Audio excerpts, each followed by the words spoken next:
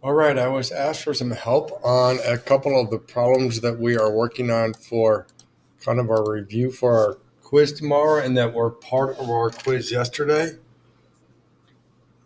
So I'm going to help you get the problems set up, but I'm not going to fully follow them through. There are some basic parts to every problem that we're going to solve.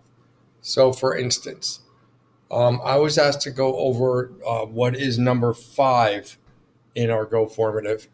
And it talks about a cylinder that has a capacity of 1,250 cubic inches.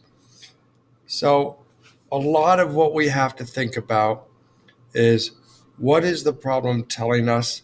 What does the language of mathematics mean? And what it is telling us is that this capacity of 1,250 cubic inches is our volume. So we see that this question initially starts out about the volume of this cylinder that we have. So right away, I'm going to start gathering some of those tools together. Um, the first thing I'm going to realize, we have a cylinder. We're talking about volume. Most likely, I'm going to have to take advantage of that formula. The fact that volume equals pi r squared. We know that with this entire set of problems we have, we are going to use pi in its abbreviated form of 3.14. I haven't even read the entire question yet. All I know is I have a cylinder, I have a volume, therefore I might need a volume formula, and I know our environment requires us to use 3.14. What is the height of the can? All right, well, there's two things involved in the three variables in a volume formula. There is the volume itself, there is radius, and there is height. When we are done working with this formula, volume should equal 3.14 times the radius squared times the height. So let's see what we know. We've talked about the fact that volume is 1250 inches cubed. We are told in the problem that the radius is 8 inches, and we are asked to find h. So what we're going to do is we're going to pull everything we know together. I haven't done anything but written down on this piece of paper what we know so far. And we're going to substitute into our formula what we know.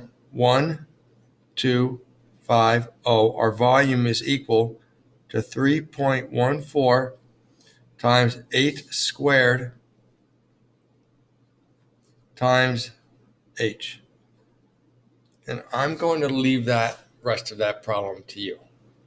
But this is how you set. I'm probably going to give you even less assistance in the next one. Look at everything that was done, everything that we wrote out prior to starting any calculations whatsoever. We did all of that stuff before we actually wrote anything that looks like the calculation that will be used to solve this problem. Number 6, the next one, talks about an open cylinder. So let's make sure we understand what we are dealing with.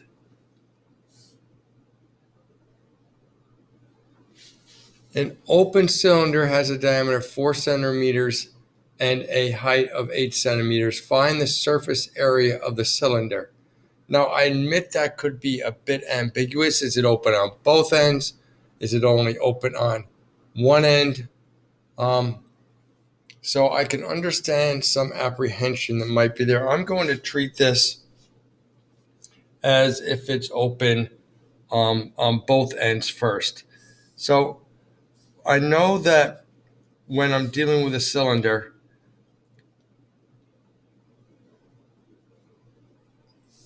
I have pretty much three parts to it.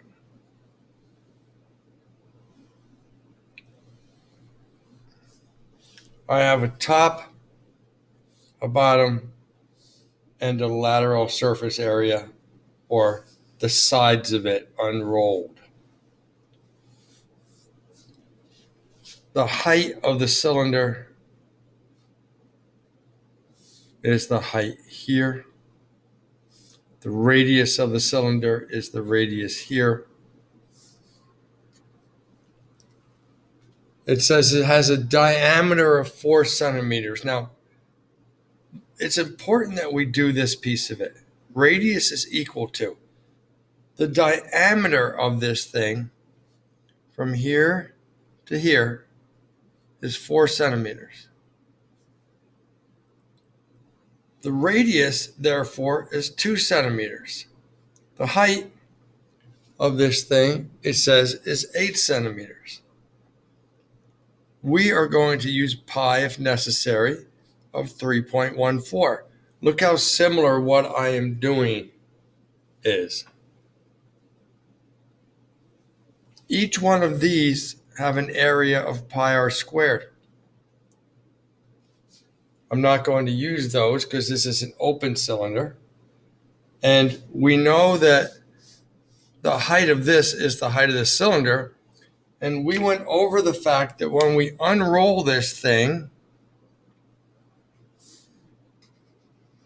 the distance across the top is the same as the distance that is the circumference of the circle. So this length is 2 pi r. So we have a height of 5. This is equal to, 8 down here.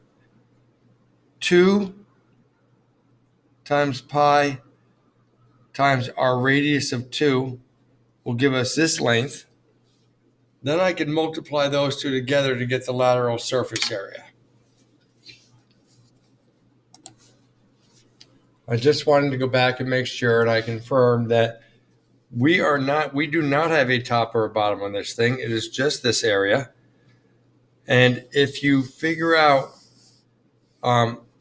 this length based on this, now you have this, all you're doing is finding the area of that rectangle. But again, please notice the important things going on here. Look how much time in both problems we spent gathering our information, our formulas, how we're supposed to do the problem. We took a look at, laid our variables out carefully, look at all that goes into solving the problem before a single calculator button gets pressed. Here we gather our variable values together. We see that we are given diameter, but we need radius. We lay out our environment visually, and then we would end up calculating the area of that lateral surface.